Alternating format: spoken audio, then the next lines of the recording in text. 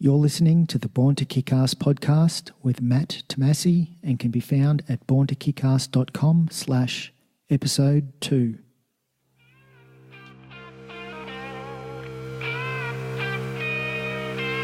Welcome to the Born to Kick Arse podcast, where you're introduced to the most fascinating people on the planet. Learn the ingredients of greatness that you can apply to your life. And now your host, Matthew Tomasi.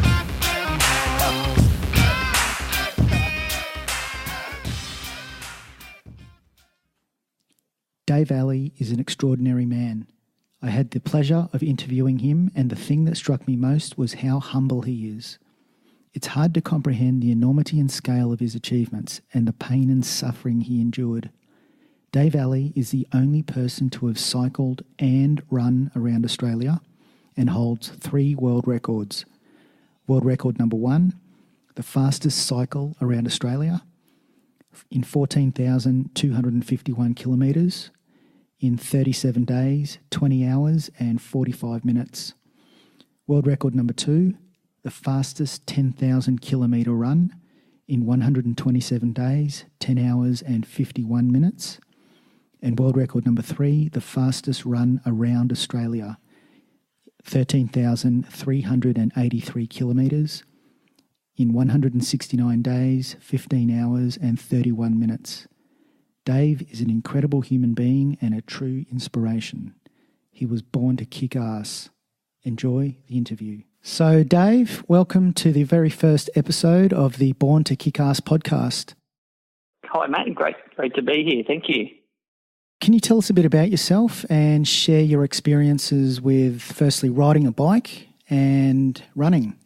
Well, I guess it all started for me back in 2011, or probably prior to that, really, back in 2008, where preparation started for my first journey, which was to cycle around Australia. And that journey saw me cycle 14,251 kilometres and completed the journey in 37 days, 20 hours and 45 minutes.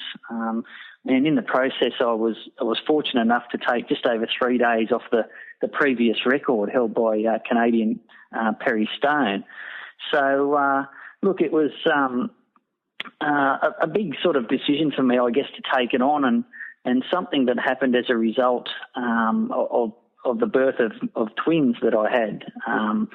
And they were born 3 months premature at 28 weeks, gestation. And as a result of their birth, it was a really life-changing moment for me. And look, I was so proud of what they'd done and the work that they'd done to get through that first effort, just to be with us first of all, and then overcome all the various medical conditions and hurdles that they had in that particularly in that first 3 months, was really overwhelming. And to see 2 little human beings, especially when they're your own, go through something like that and pull out the other side virtually unscathed was amazing, and it was a life-changing moment for me. And I guess as a result of that, I really wanted to do something as a thank you for the hospital. It didn't sit well with me just to take these babies home and to say thank you and leave it at that. I felt that I needed to do more, and I guess at that time in my life as well, I was looking for a challenge, something out there that I could do and something to push me out of my comfort zone. And look, I got together with my best mate, Dave Lees, who became a manager, and he was, again, himself looking to take on a challenge and do something out of the ordinary. And we got together, and as a result of coming together and having several discussions, the idea of cycling around Australia was born. And look, from that discussion, initially we decided that I would cycle around the country and would ride approximately 100 kilometres a day, and that we would call in at schools and community groups along the way and raise money and awareness for a charity that was linked to our occupations of policing and teaching and education. And we got together and decided that we would raise money for the Royal Flying Doctor Service. And look, things progressed well. My training was going well. when it was suggested to us that perhaps I go to the University of Queensland and see if there'd be interest from there, from a preparation side of things.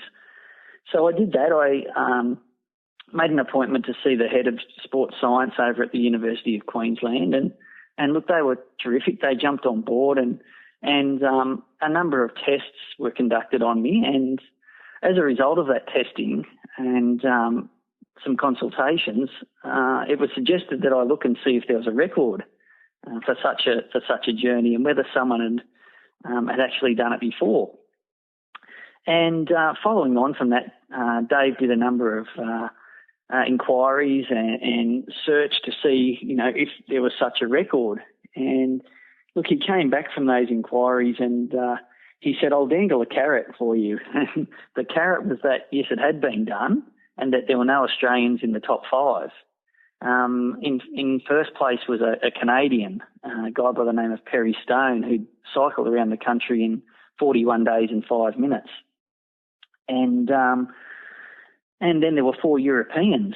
So that was the carrot that was dangled in front of me. And then Dave asked me what I thought the record would be for such a journey. And look, I said to him that I thought that anyone that could cycle at 200 kilometres a day over that sort of distance and time, I didn't think was A, possible, and B, that it would ever be beaten.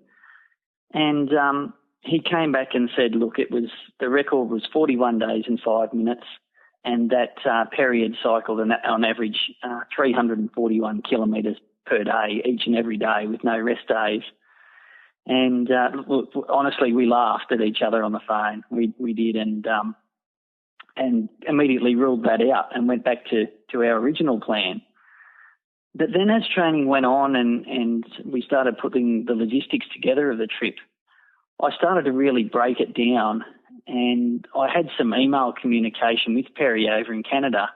And from that, I was able to work out that he averaged around 25 kilometres an hour, but cycled for at least 15 hours a day.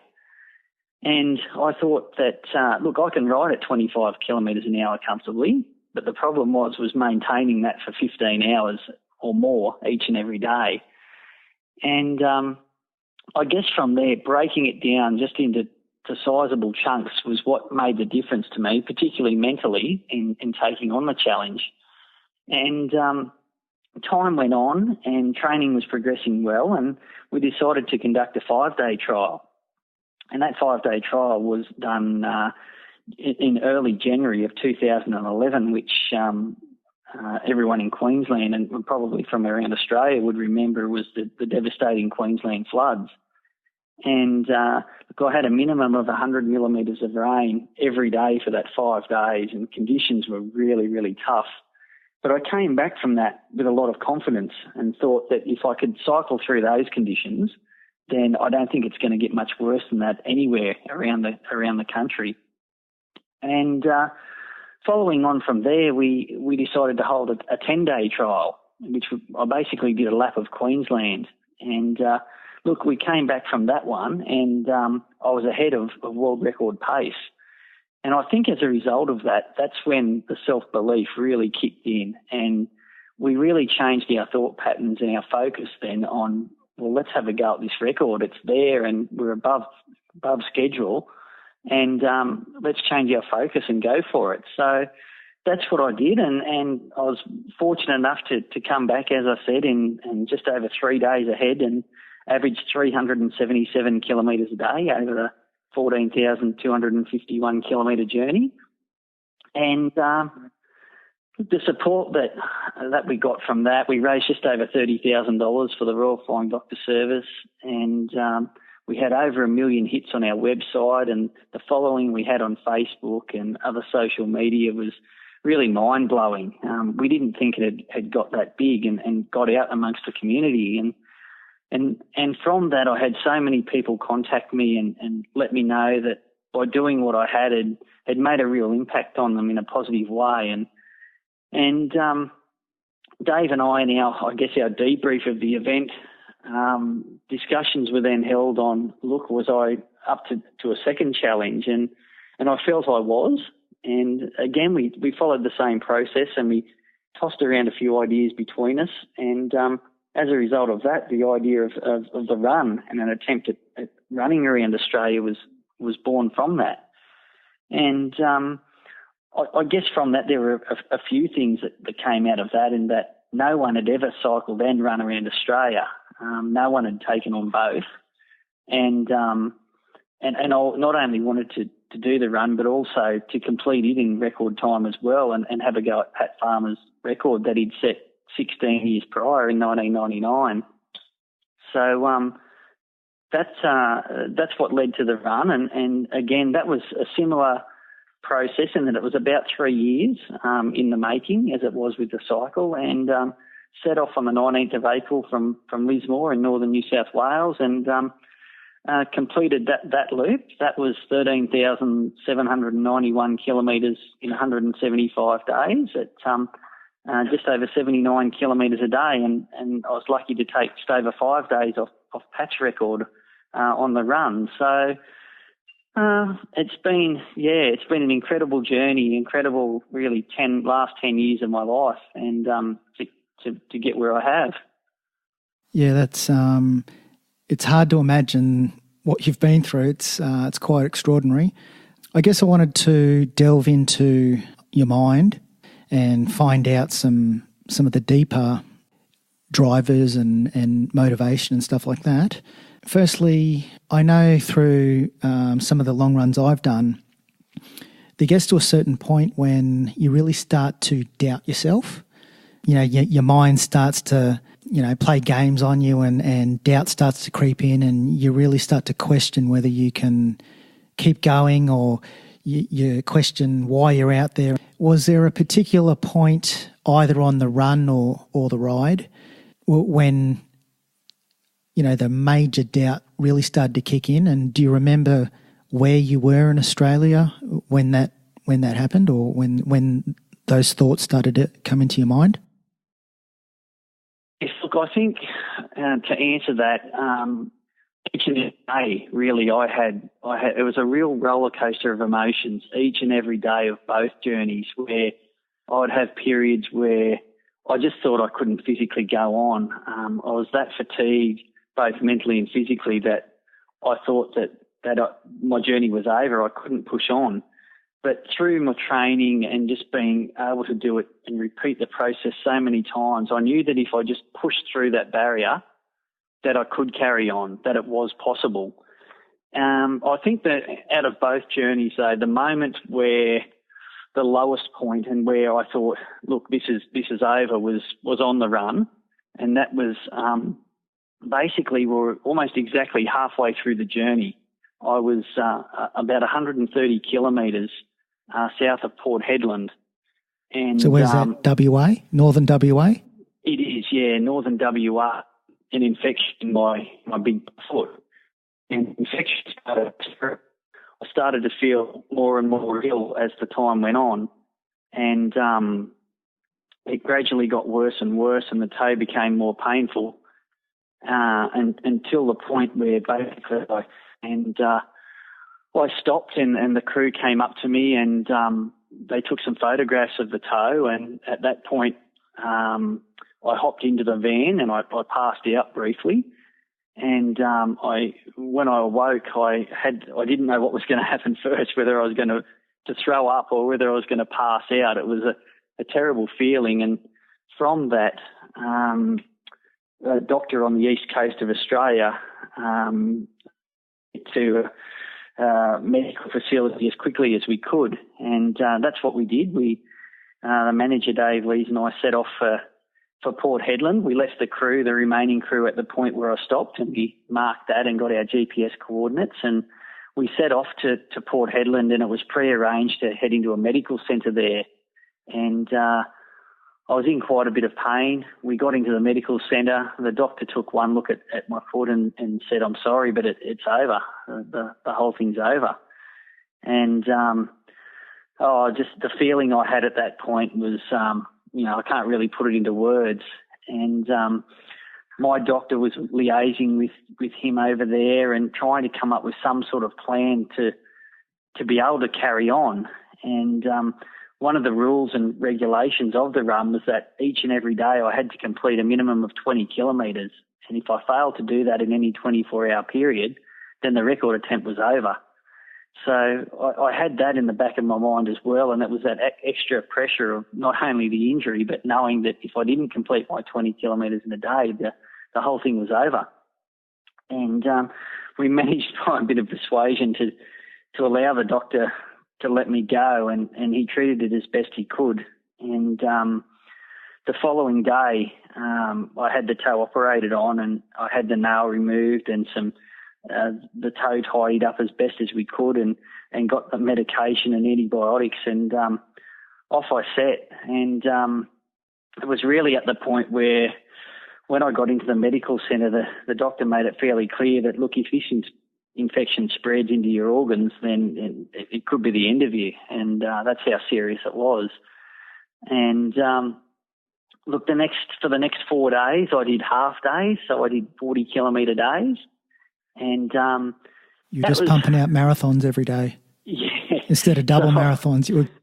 I was, yes. I was trying my best to get through at least a marathon each day, and that was really tough as well, because I was in a lot of pain, and not knowing whether the toe was going to heal or what was going to happen was really tough. But not only that, as I said, we're at the halfway point of the trip, and at that particular point, we couldn't have been further from home if we tried, and it was really tough. But and also the fact that I'd built up a lead, and it had taken me 7,000 kilometres to build up that lead, and in the space of a week, I was seeing that lead just disappear before my eyes.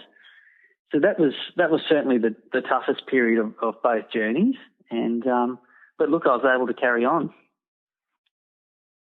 In life, outside of these two adventures, the cycle and the run, have you ever failed at something that you can remember? And if so, what did you do to overcome that failure? Look, I've certainly had my ups and downs. There's no question about that. I've been involved in sport, certainly not endurance or ultra-endurance sport as a young guy, but certainly I've been involved in sport for as long as I can remember, even as a young boy. And look, through those adventures, it's something I pass on to my children now. I think that's where sport is just such a great thing for everyone to be involved in, because it's such a leveller. We all have our days where we're on top of the world and things couldn't have gone better, but gee, there's a lot of days in there as well where I've certainly had my struggles, I've had my defeats, and I think it's something that's got to come from within, is that being able to pick yourself back up and push on. And I think when you do that and then you have a subsequent victory, it just makes it so much better, and you get so much more out of that, and self-belief.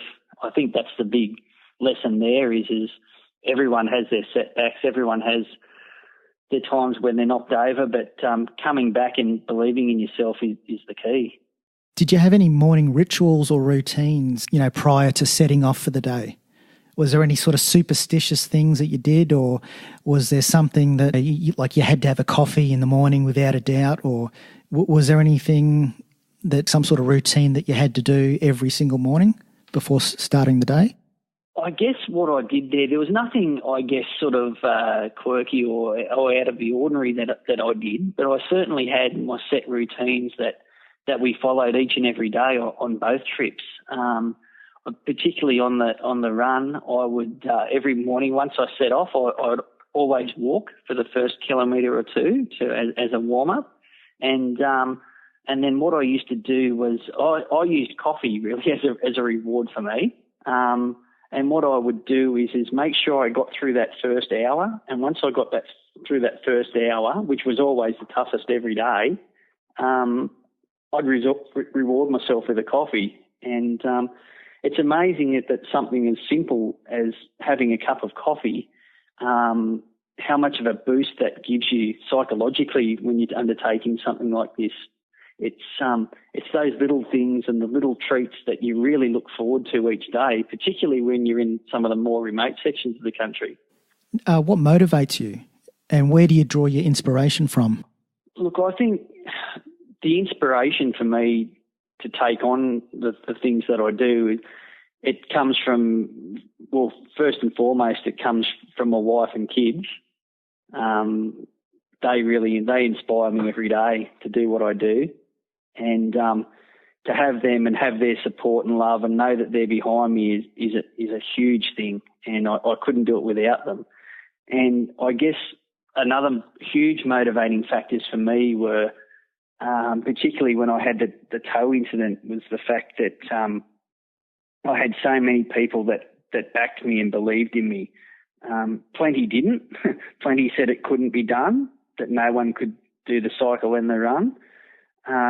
But there were also a lot of people that did. And whenever I felt down or felt like I couldn't carry on, I just had to think of those people. My crew who'd given up on the bike, they'd given up 6 weeks of their life to be with me, unpaid, to be there and just be part of the experience.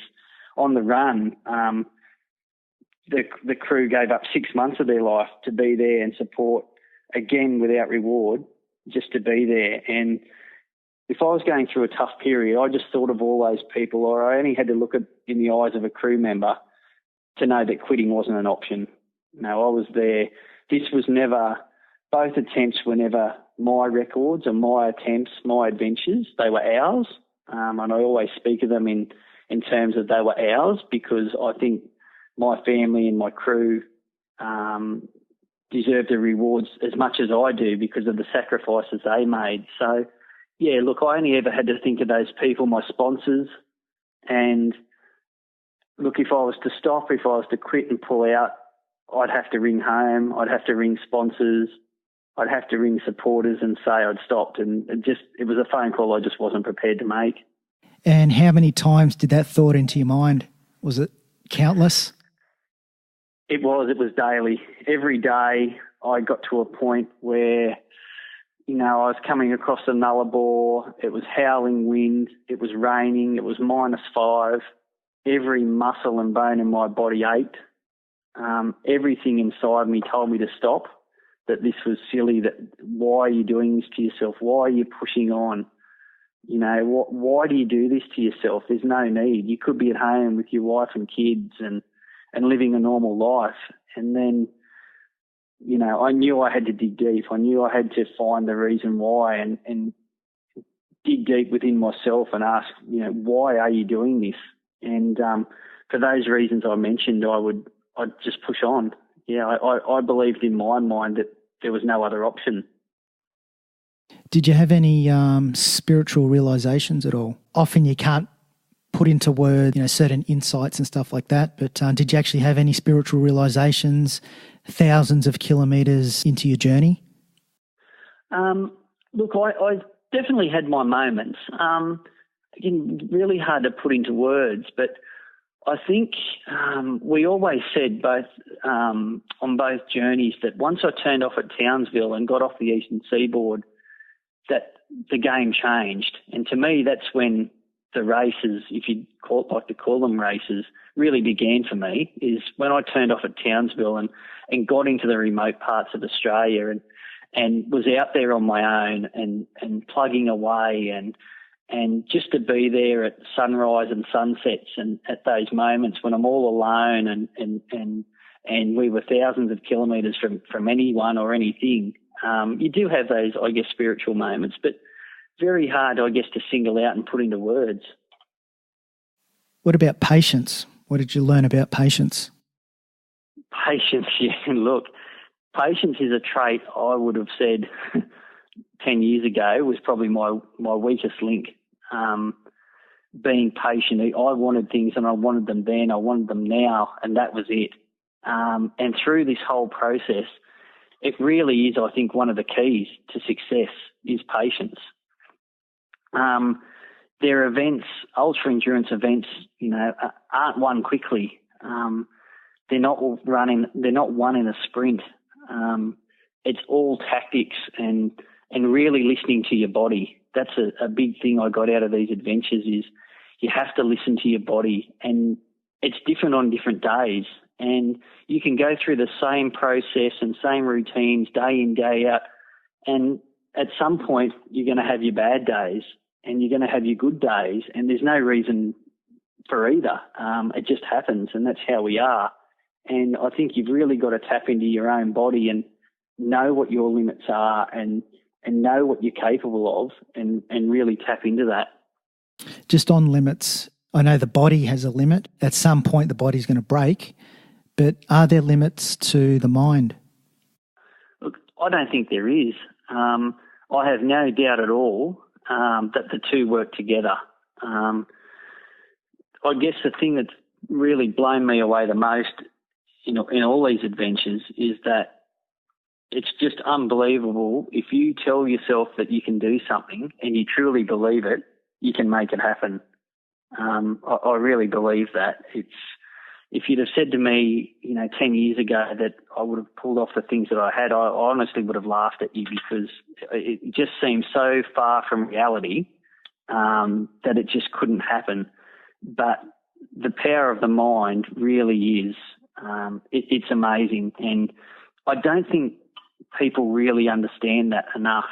I don't think that we tap into our mind power enough. And it's, look, to tell you something or share an experience, I had a prominent Brisbane sports psychologist share this with me, and it really stuck with me, not only then, but it has through the years. And he said, Dave, look, there's a 0, 30, 70 rule. And he said there's been a number of studies done on this, and when you perceive yourself to be at 0, when you're down and out, you think your day's over, your race is done, and you believe in your mind at 0, it's just a warning mechanism going on inside your brain. And at that point, you're really only 30% done in actual fact, which means we've got 70% fuel left in the tank, both mentally and physically, which is huge.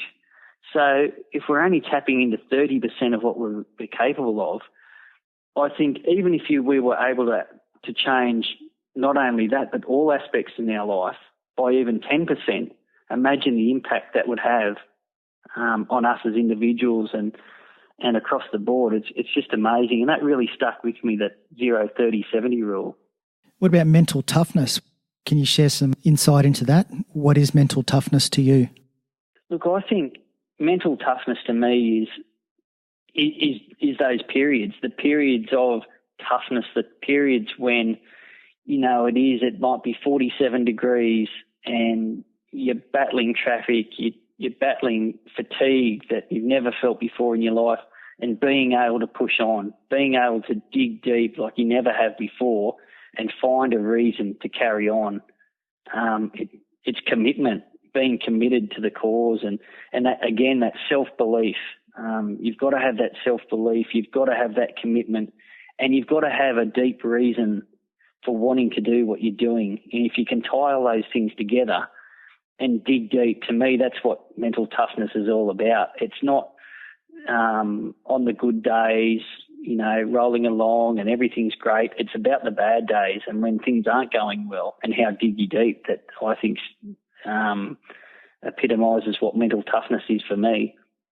Would you say you're stubborn by nature? And what I mean by that is, if someone prior to the actual run or the ride, and there would have been many people, all the doubters saying that you can't do it, why are you going to do it, you shouldn't do it, and all those sorts of things. Are you the type of person who secretly holds onto that and within yourself takes that as a challenge? Like, I'm going to show you. Yeah, I do. Yeah, look, there's definitely a stubborn streak in me, and I gain a lot of motivation. I think when all's said and done, it may sound silly, but I'd like to thank the doubters and the knockers more than I would the supporters, because they're the ones that really got me over the line. The people that doubted me, questioned me, just came out and said it can't physically be done. The satisfaction from being able to prove those people wrong never leaves you, I don't think. It always stays with you. I'd like to find out your secrets to success. Who's the first person that comes to mind when you hear the word successful and why? Oh, that's a tough question. Look, to me, I think with these type of things, to me, the records were all about something for me to strive for and something for me to try and attain, but it was never really what it was about or what I'm about. What was important to me more than anything, and I said this to my crew on both occasions, was I want to get to that finish line and have nothing left in the tank mentally and physically, and I want to be able to get up the next day and the subsequent days after that and look in the mirror and be able to say to myself that I gave it my best. And win, lose or draw, what mattered more to me than the record was have that level of satisfaction that I'd achieved my best and that it could never be taken away from me, that I'd done my best. So I think, to me, successful people are those that are happy, those that aren't afraid to go out and have a go. And whether they win, lose or draw, they've had a go and they've done their best. And it's the happy people, and I think that's what we all should be striving to do.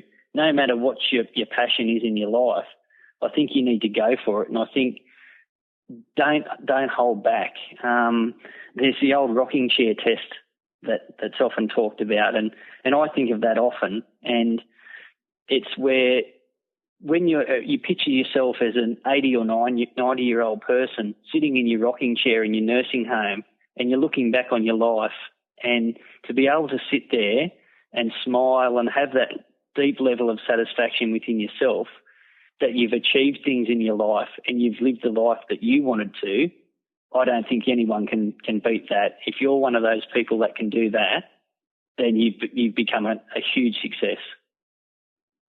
Do you have any, like a mantra? Did you have a mantra or like a success quote or anything that you resonate with or that you use to help you get over those tough times?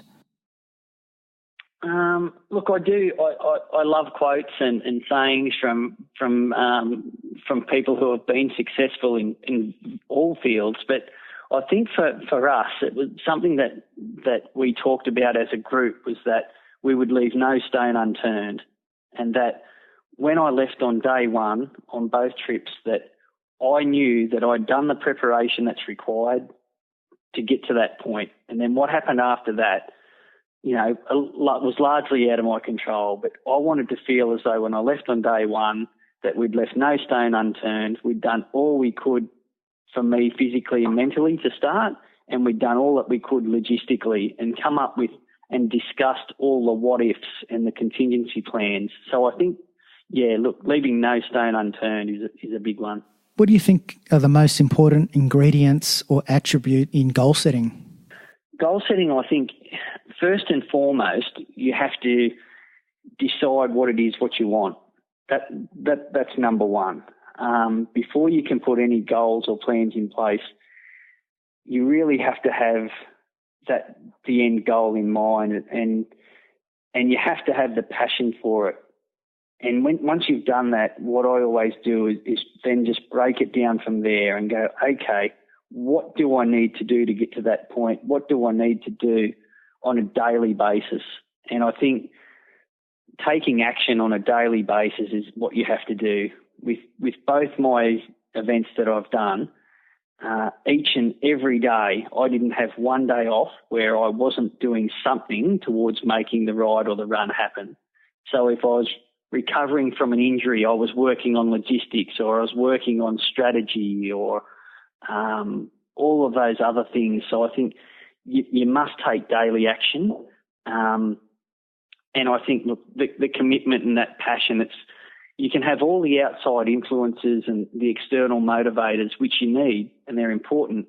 But at the end of the day, it's got to be that intrinsic motivation. It's got to come from yourself and within, and you've got to, it all starts from there.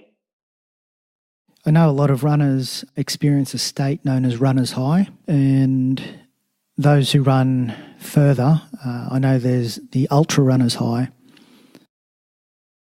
Are you able to describe what you're feeling when you're in that state?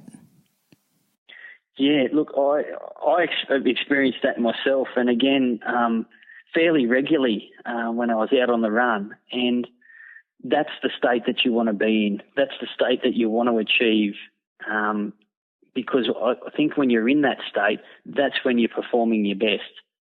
And people would say to me, when did you perform your best? How did you feel at that time? And I think the answer is you're not thinking about anything.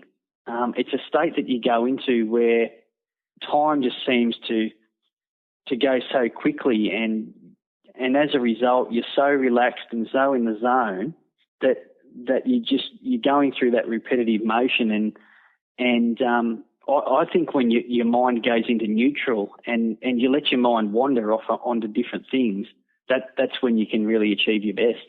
And when you're forgetting about how your body's feeling, you're forgetting about where you're camping for the night and what you've eaten and what you need to eat and what's happening with the weather. When you take away all those things and let your mind wander, it's a great state to be in. On your adventures, what's it taught you about yourself and the human spirit? Well, I think definitely it's taught me that we are all capable of so much more than we think we are. We seem to limit ourselves in all aspects of our life to what we perceive is our limit and what we can achieve, when in fact we're capable of so much more than we ever thought we are. And I believe that with what I've done, that it's something I never thought I would achieve and go on and do what I've done. And, it's something I didn't think was possible. But when I started to believe that it could happen, and I put processes and procedures in place and firm schedules and those sort of things, it happened. And I look back on it. I know, for example, the cycle, when I first started, I rang the manager after my first long ride, and I said, I've just ridden 60 kilometres in one ride. Can you believe that? And we were so excited. And we look back now and we laugh, but at the time that was a big deal. And having those short-term goals, which get you to where you want to be, it's also important.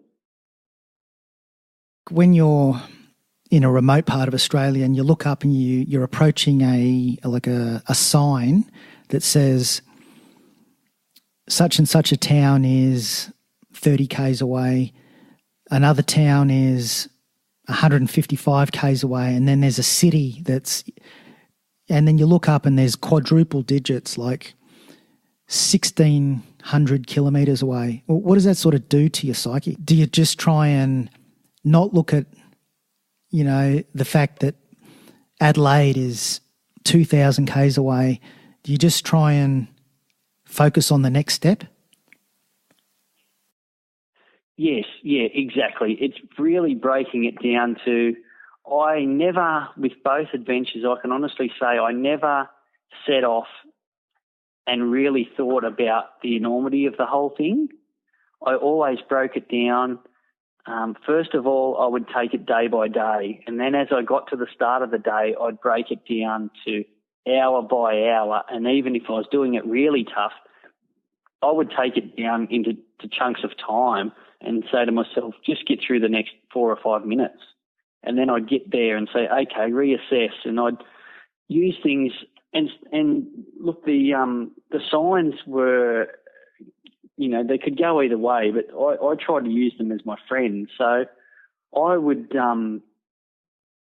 look at the sign and then I'd reset it and set myself a goal. If a town was 30 or 40 kilometres away, I'd say, okay, how long is it going to take me to set yourself a target to get to that town?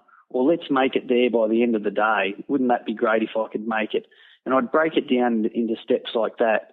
But again, I not too far ahead because there were so many external factors that I couldn't control, like the weather and the traffic and all those things. So it really was a matter of just breaking it down day by day and then step by step.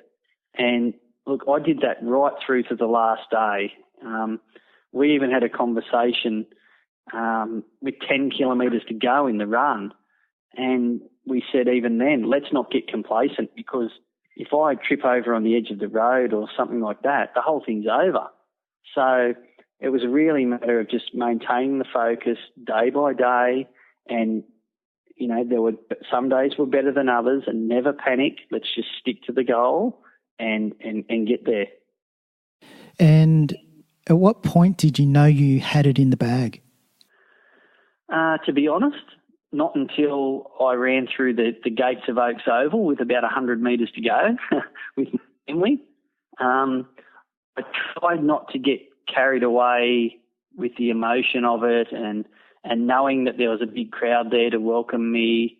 I tried to get that out of my head and just focus on each step. But, sorry, once I entered the front gates and had my wife and the kids beside me, I knew there was no stopping me then. And what was the emotion like when you were, you know, approaching the finish line, knowing that, I guess, for the past 14,000 kilometres every day, you would have been plagued by the question of why, you know, every single day, why am I doing this? Why am I out here? And then the realisation that you can see the finish line and suddenly you're flooded with all these answers. Yes, I think definitely more so on the run than the bike. I guess the bike was all over and done with, you know, in under 6 weeks. But with the run, having had the same routine and doing the same thing day after day after day, week after week, month after month, 6 months of running, you know, basically 2 marathons each and every day without a rest day. Crossing that finishing line, it was really emotional. It was a whole host of emotions. It wasn't just one thing. It was certainly relief was a big one. The fact that crossing that line and realising that I didn't have to run the next day, this was over, and seeing family and friends that I hadn't seen for 6 months and who I knew had followed me each and every day, and seeing them and I guess knowing that I didn't have to go through any more pain, that was it. It was, and just the satisfaction and, as I said before, that feeling that, you know what, I've crossed this finish line and I've given this everything I have. I've got nothing left to give. I've done my best. And look, if someone comes along and beats this record, that's okay with me because I've done what I can, and I'm really proud of myself, I guess, and what I was able to do, and to do it in the time that I wanted to was, it was terrific. I guess if you had the Dave Alley before the run, or even the ride, but maybe with the run, and the Dave Alley after the run, just the spiritual growth and the spiritual evolution is something that you would never come down from. No, it isn't, and it's. I still find it hard. You know, I still get people now that will come up in the street and say congratulations that I don't know, and talking with people and sharing the experience. It's something that I love to do now, and it's sort of, I guess, the next phase for me now is being able to get out and do some public speaking and go out to corporate companies and share my experience, and speak at schools is a great one, and to let others know that they're also capable of these types of things. And yeah, look, it's something that you know, no prize or anything can compare. It's that feeling within, and it's just something that I know can never be taken away from me. Yeah, well, you've earned it.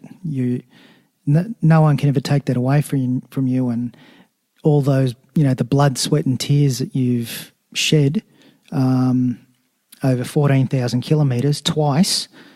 It's quite incredible.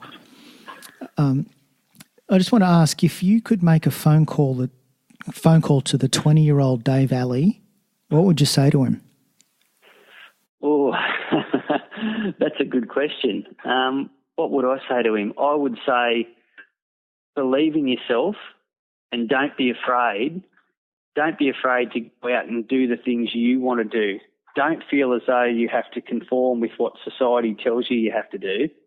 Do what is your passion. Do what you believe in and follow it. And what about with regards to advice? What's the best piece of advice you've ever received?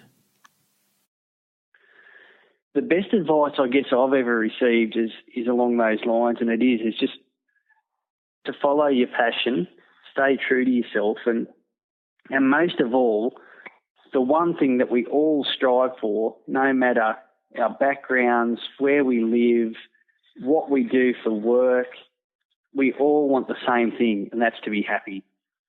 And I think that's what we need to strive to do. And whatever that is that makes you happy, then go for it. And do you have what's your vision for the future? Do you have anything going on behind the scenes that you're working on, or have you got any plans?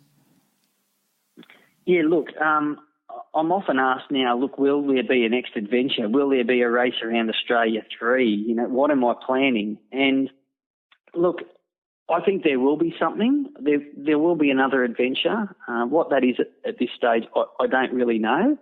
I'm still throwing around ideas and I guess not really putting any pressure on myself, but just talking to, you know, my wife and my family and tossing around ideas of things that I could do and to carry on with the future. And look, in the meantime, I've just taken on a new position with the Queensland Police, and basically what's happened is I'm working on the south side of Brisbane now, and I've been given 10 of the toughest kids there are there on the south side of Brisbane, and my role with them is basically I've been given 20 weeks to turn these 10 kids' lives around.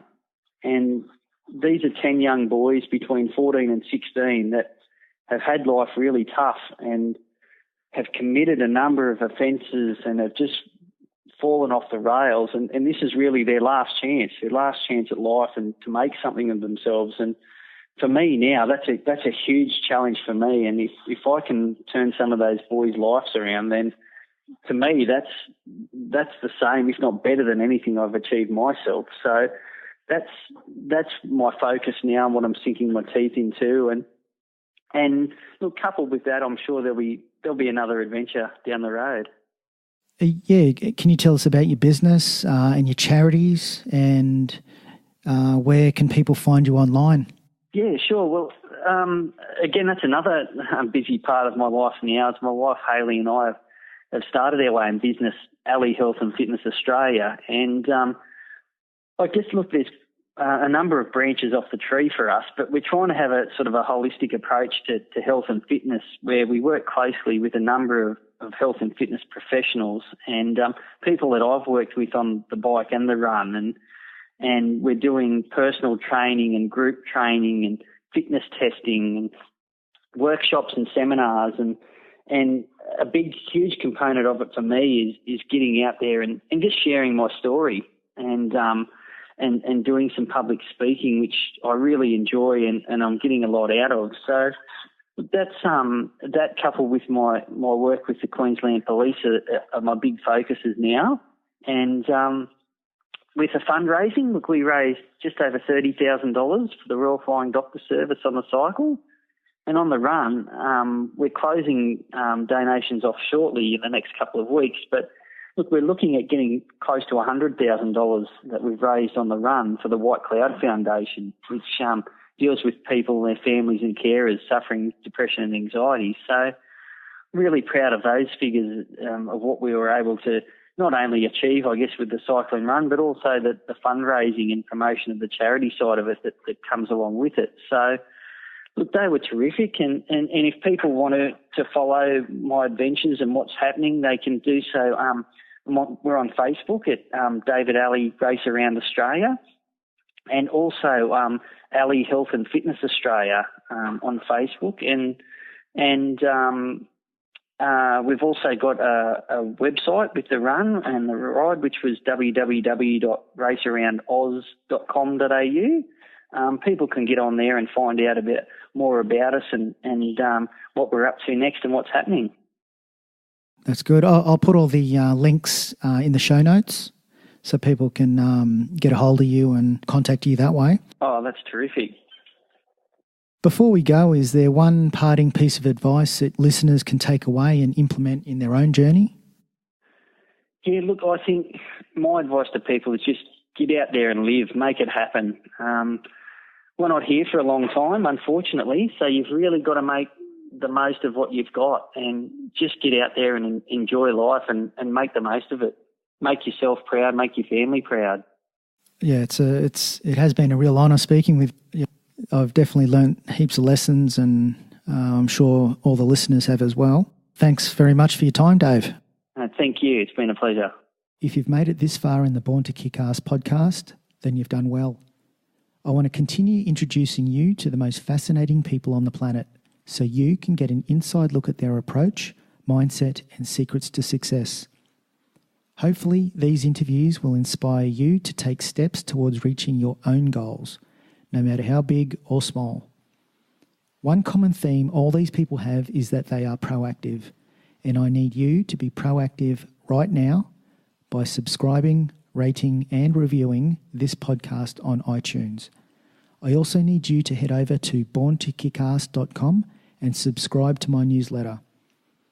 Please also tell one close friend about this podcast, someone like you who also kicks ass and wants to realise their full human potential. Welcome aboard and catch you next time.